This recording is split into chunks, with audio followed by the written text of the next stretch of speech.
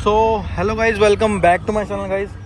सो guys, काफ़ी time से इसके ऊपर वीडियो बना रहे हैं और बनाते बनाते काफ़ी कमेंट्स आते हैं जिसके ऊपर मुझे मौका मिलता है उसको एक्सप्लेन करके और भी वीडियो बनाने का। वो मैं एक्सप्लेन आपको कर देता हूँ। अभी मेरे पास जो कमेंट आया था उसमें ये कमेंट आया था, पीछे काफ़ी शोर है, होपफुली मेरी आवाज़ आपके पास जा रही होगी। सो कमेंट मेरे पास ये आ रहा था कि इस वाली गाड़ी में और हमारी ग्रैंड विटारा में, सेल्टोस का, क्रेटा का, इन सब में और एमजी का, इसमें इंटीरियर बहुत मच बेटर है, इससे मच बेटर इंटीरियर है और काफ़ी सारी चीज़ें उसके अंदर बढ़िया हैं। तो ये वाली गाड़ी क्यों ख़रीदी जाए और बाकी गाड़ी क्यों ना ख़रीदी जाए, यानी कि आप सेल्टोस क्यों ना ख़रीदो, अंदर से प्रीमियम है बाहर से प्रीमियम है। क्रेटा क्यों ना ख़रीदो, अंदर से प्रीमियम बाहर से है। एमजी की गाड़ी है या फिर और भी जो सेगमेंट के, कुशाक है, टाइगून है, ये सारी गाड़ियां हैं जो इसके सेगमेंट में आ रही है। और अभी विक्टोरस भी आ चुकी है जो कि सेम इसी सेगमेंट की गाड़ी है। तो यही गाड़ी और ग्रैंड विटारा हो गया, टोयोटा हाई राइडर होगी, यही गाड़ी क्यों खरीदी जाए आज 2025 में। गाइस, ये चीज़ मैं आज भी आपको बता रहा हूँ कि 2025 में और अक्टूबर के अंदर, 1 अक्टूबर की डेट में भी ये गाड़ी बाकी गाड़ियों से बेस्ट है। लेकिन डिपेंड करता है वो कौन बंदा ले रहा है, ठीक है। मिडिल क्लास बंदे के लिए ये गाड़ी सबसे बेस्ट है, वो भी बेस मॉडल इसका। अगर आप इसका बेस मॉडल परचेज़ कर रहे हो, Grand Vitara even Toyota Hyryder, ये बेस्ट मॉडल है जो कि आप परचेज़ कर सकते हो।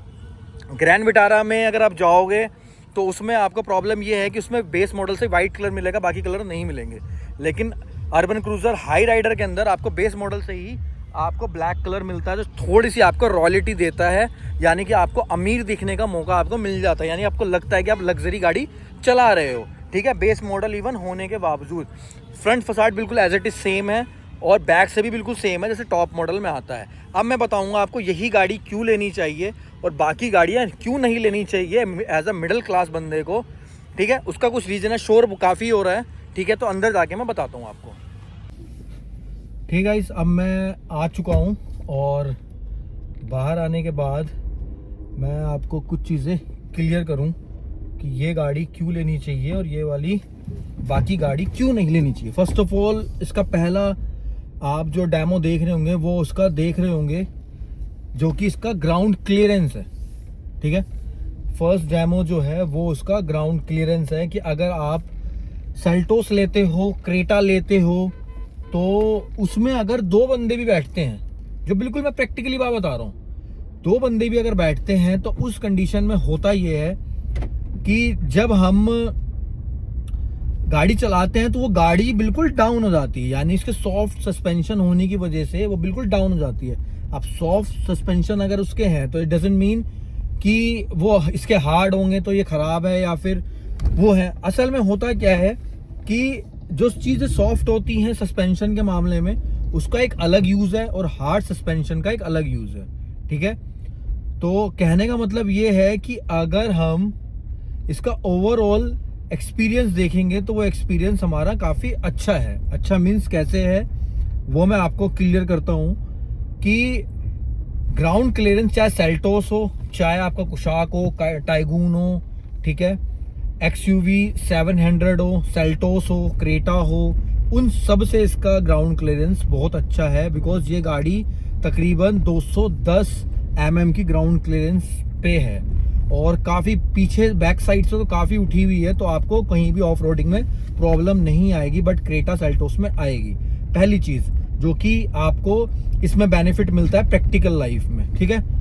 दूसरी चीज़, अगर आप मिडिल क्लास हैं, अगर आपको एवरेज से फ़र्क नहीं पड़ रहा है तो वो तो नेक्स्ट लेवल है कि कोई बात नहीं, एवरेज से फ़र्क नहीं पड़ रहा। लेकिन जैसे अभी आपने पीछे वीडियो में देखा होगा जो एलिवेट थी होंडा की, ठीक है, होंडा की भी एलिवेट है, उसका भी ग्राउंड क्लियरेंस 210 ही है।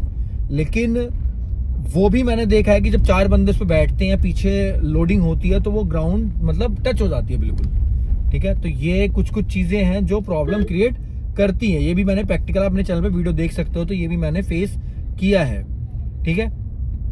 अब एवरेज सबसे इंपॉर्टेंट है। अब मेरी जो गाड़ी की जो एवरेज है वो इस टाइम पे, अगर आप 80 से 85 किलोमीटर की स्पीड में गाड़ी चलाते हो, ठीक है, अगर आप कहीं गए हो जिसमें आपकी गाड़ी 70 किलोमीटर के हिसाब से चल रही है, 75 के हिसाब से चल रही है, तो उस कंडीशन में आपकी जो एवरेज आपको मिलती है वो मैं आपको क्लियर करता हूँ कितनी मिलती है। अगर आपने 75 किलोमीटर के हिसाब से गाड़ी चला रहे हो और आपने एसी ऑन कर रखा है तो ये गाड़ी आपको तकरीबन 24 से 25 के बीच में आपको एवरेज ये दे देगी।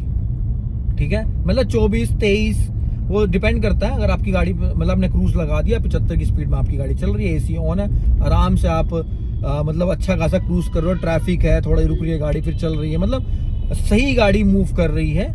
ठीक है, 2000 1500 आरपीएम पे, 2000 आरपीएम पे, 2500 आरपीएम पे, तो गाड़ी कहीं से कहीं तक आपको तकलीफ नहीं देगी। 24 की एवरेज आपको निकाल के दे देगी, ये टेस्टेड है मेरा।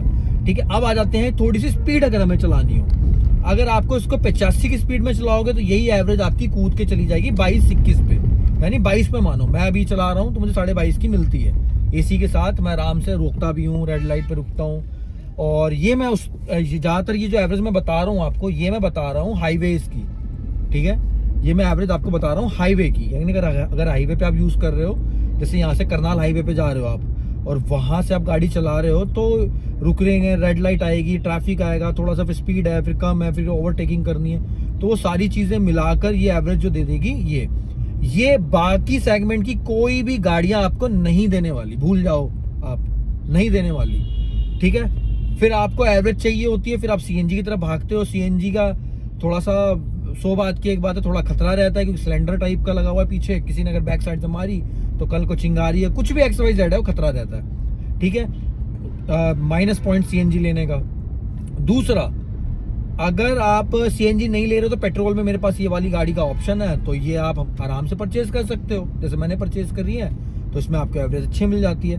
अगर आप सीएनजी ले रहे हो, आप कहोगे नहीं भाई विक्टोरस है गाड़ी, उसमें सीएनजी का ऑप्शन है, आराम से हम ले सकते हैं। गाइस क्या होता है, आप छोटी सी बात सोचना, आप एक ट्रिप पे निकले हो, सुबह सुबह निकले हो, ट्रिप पे निकले हो, फैमिली के साथ, बच्चे हैं, सारी चीज़ें हैं, सब कुछ है, सुबह सुबह निकले हो, आप रास्ते में चल रहे हैं, लॉन्ग ट्रिप पर, तो क्या होता है कभी हमारे बच्चे हैं या फिर कभी हमारी वाइफ है, पीछे वाली बैक सीट पर आराम से सो जाते हैं वो। ठीक है, नींद ले लेते हैं। अब क्या है ना, आपकी कितनी भी अच्छी गाड़ी हो, गाड़ी की जो एवरेज होगी 220-25 के बाद आपको रिफिलिंग की जरूरत पड़ेगी।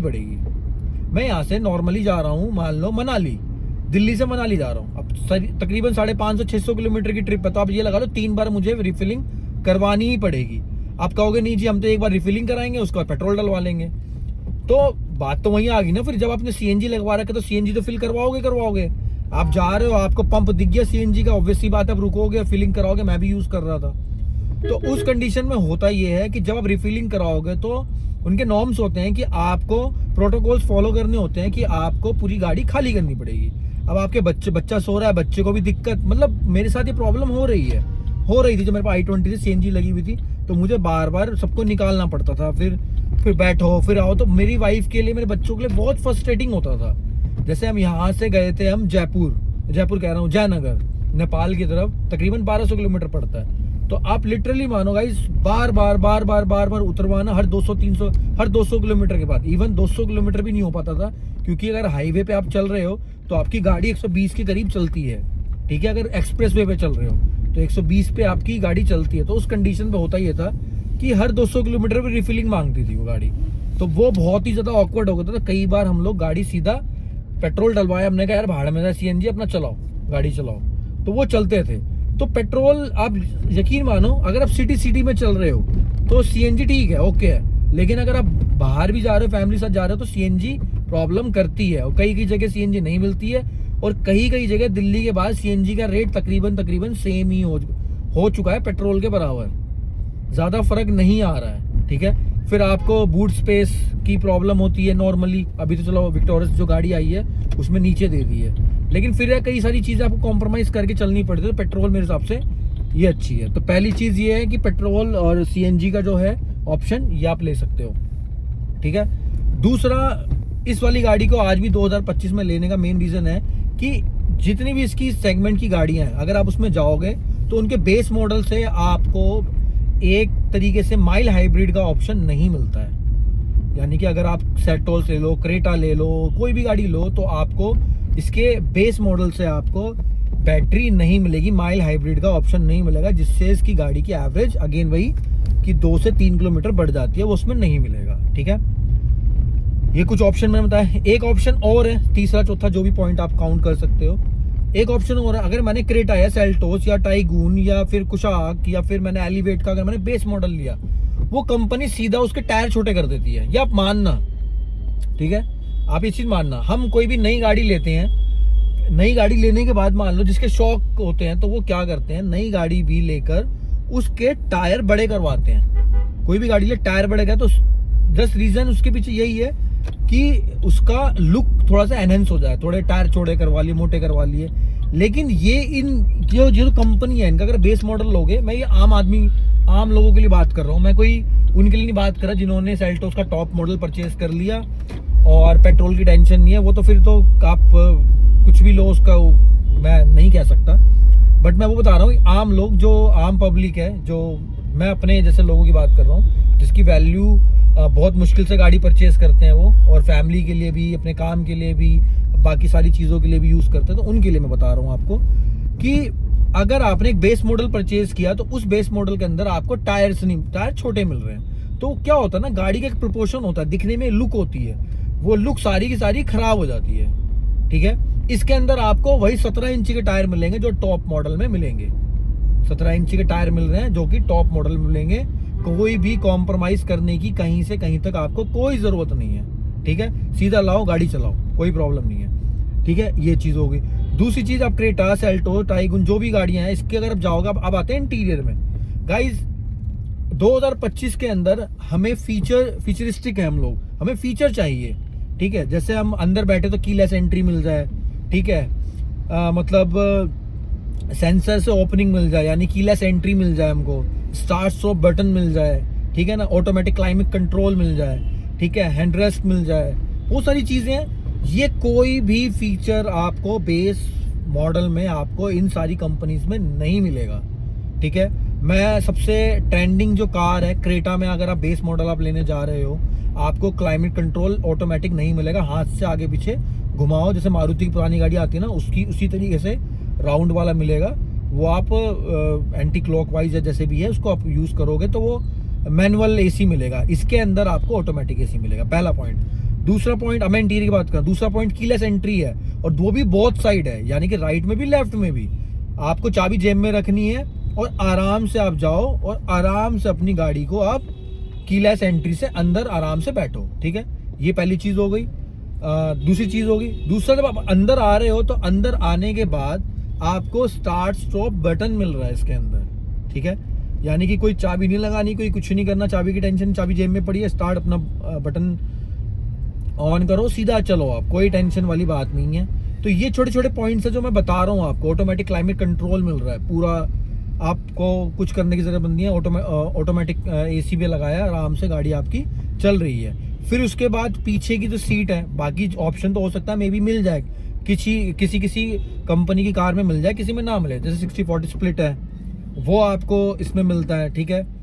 और मैंने आपको बताया कि लॉक है, ऑटो, मतलब ये वाला जो है एंटी पिंच मिरर है जो राइट हैंड साइड वाला है, ये एंटी पिंच है। उसके बाद बहुत सारी चीजें हैं जो मैंने आपको बताने की कोशिश करी है, जो चीजें मुझे दिख रही है, जो मैंने फेस करी है, वो सारी चीजें बताइए जो कि बेस मॉडल में आपको नहीं मिलती। सबसे बड़ा पॉइंट इसका यही है, एक तो keyless entry, start stop button, automatic climate control, ठीक है, बैटरी को पैसेंजर के नीचे, सीट के नीचे बैटरी, और लास्ट ऑप्शन ये है कि जो टायर साइज है, ग्राउंड क्लियरेंस है, ये सबसे इंपॉर्टेंट है। इससे ओवरऑल कार का जो प्रोपोर्शन है, कार की जो लुक है वो आपकी एनहेंस होती है और फ्रेश लुक है। टोयोटा है या फिर ग्रैंड विटारा है, ये जो आप जो भी लेते हैं तो इसकी फ्रेश लुक है। तो गाइस ये कुछ चीज़ें हैं जिसकी वजह से मुझे आज भी लगता है कि ये जो गाड़ी है ये आज भी हमारी एक तरीके